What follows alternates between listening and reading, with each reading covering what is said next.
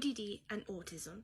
Okay, so ODD stands for Oppositional Defiance Disorder, and in recent videos I've been talking about PDA, which is pathological demand avoidance, because they're really similar in some ways, but they're also different, like their motivations for why they occur. Also, PDA is a profile of autism, whereas ODD is an entirely different condition, so it's not the same as ASD, so the autistic spectrum disorder. However, it isn't uncommon for them to occur at the same time, like when people have ADHD and autism. Some people can even have ADHD, autism, and something else like ODD. In which case, I'm going to refer to one of my brothers who does have ADHD, autism, and ODD.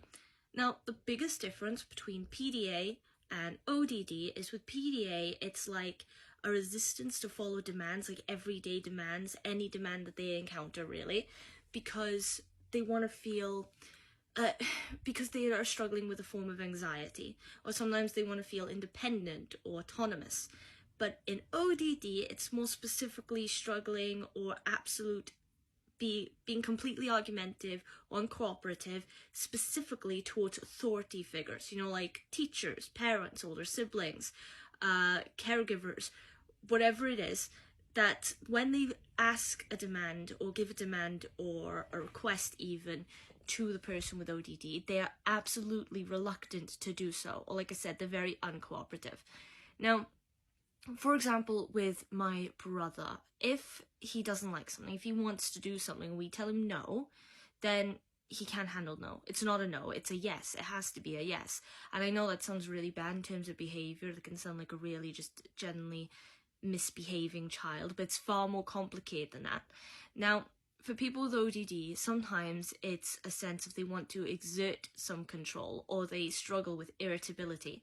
Now, in his case, again, if he feels triggered in a conversation, and I'm careful to say conversation, not argument, conversation, and there's something in that conversation he doesn't like, or for instance, if he feels like he's being talked down to, or if he were to feel like he's being corrected on something because he believes he knows something and then actually he doesn't, or there's just more facts to it and that's what you're trying to tell him, then he can get really angry because he feels like you're telling him that he's wrong when he's absolutely sure that he's right. And then that can turn very quickly into an argument. A lot of the time, he also can't identify when he's using attitude in his voice. Now, with ADHD, it overlaps with certain behaviours of ADHD, but let's focus on autism. Now, autism is more of a neurological developmental disorder, so it's mostly struggles with social interaction and communication and things like that. But ODD is a behavioural disorder or condition, so that's where they differ initially. But again, there's anxieties on both sides, so there are similarities, and people with autism often struggle with complying with certain demands or requests that they might have placed on them, whereas ODD, actively, you just don't want to cooperate with them, or you'll be very argumentative about it. So, and even things, it can be big things, it can be little things. Now, when he was younger, for example, it's like teaching a child to be careful, watch before you cross the road. You'd get really annoyed, and it could be dangerous, so that's where you got to be really attentive, keep an eye on them, hold their hand, and so on and so forth, and take your time, because they might be slower to learn some things than other kids, especially when it comes to like certain social behaviours that they need, because I think sometimes it's hard to put into words, but it's kind of like sometimes they misinterpret advice or let's say demands or orders from authority figures as straight up being told off a lot of the time. That's what seems to be anyway in his case. And because of that, they don't comply. It's like their natural response to get angry and defiant and to fight against it, which isn't a good thing. Things like that can be good in terms of stubbornness when you need to put your foot down or when you need to stand up for yourself, but not when it comes to things like you need to learn something or you need to be advised on something.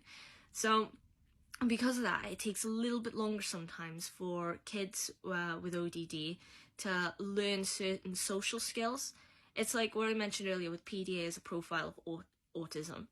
people with PDA might have really strong social skills because they use those social skills to help avoid demands, whereas people with ODD will really struggle with social skills, or at least like appropriate reactions to certain things, or they'll completely be uncompliant with certain demands outside of the house, outside of the home, or in the social, or in social groups that are socially inappropriate. Their reactions are socially inappropriate, and they may not understand that. And it's like with him, it's a lot of the time we're having to teach him social interactions, trying to advise him on them. Or it's a good thing in some of our cases with autism, like me and the oldest of my brothers, because we've been through a lot, so we've learned a lot through first-hand experience in terms of how to try and go about working your way around issues or managing them, and that's very helpful for him, which is great. So, but that's the thing, because they overlap in a lot of areas, but the motivations are different, the way it presents are different between ODD and autism. However, also ODD, is important to mention that ODD is usually diagnosed in children and adolescents, but it can also be diagnosed in adults. Sometimes there is like a duration factor, like up to the age of 18, perhaps you'll have ODD if you're diagnosed when you're a kid, but conditions are a bit of a grey area when it comes to things like that. It's a bit hard sometimes to really say how they're going to present in an individual throughout their life, unless it's something like autism or ADHD, which at least you know is a lifelong thing, so there's not a duration cap on it. But now with him, it's like I said, it's this defiance towards demands and stuff, and it can make it look like a really badly behaved child, but they're not badly behaved. It's coming from a sense of anxiety or needing to exert control or feeling really irritable. In his case, he gets really angry and frustrated and stims really hard, for example, which is a symptom of autism that usually is there to help.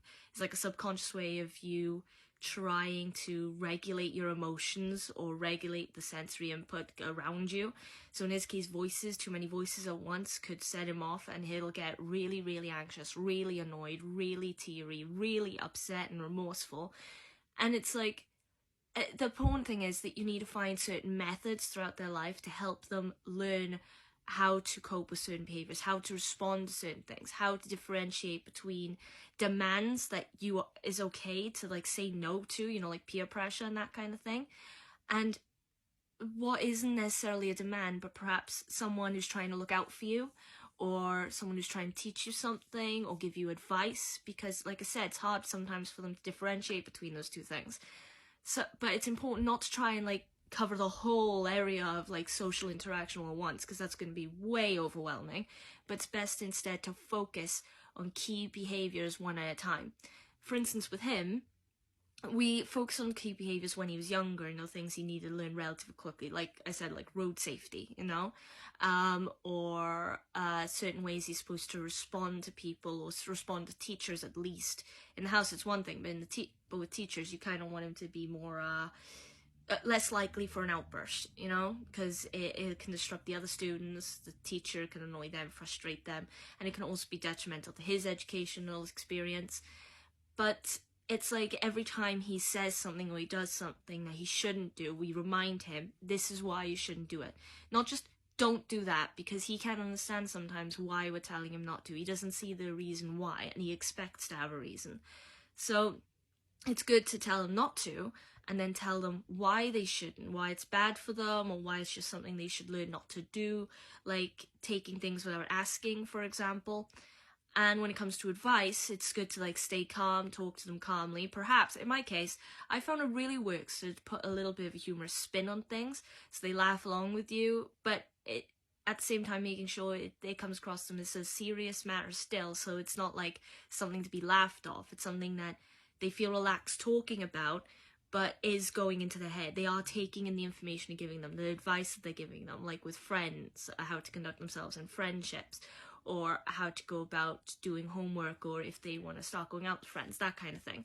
Anyway, if you liked the video, please leave a like, follow me on TikTok, subscribe to the YouTube channel, repost video, motivation, awareness. Other than that, thoughts, comments, quests, or questions for future videos, put in the comment section. And that's all I have to say. Again, like the video if you liked it, and hopefully I'll see you in the next one. Till then, bye!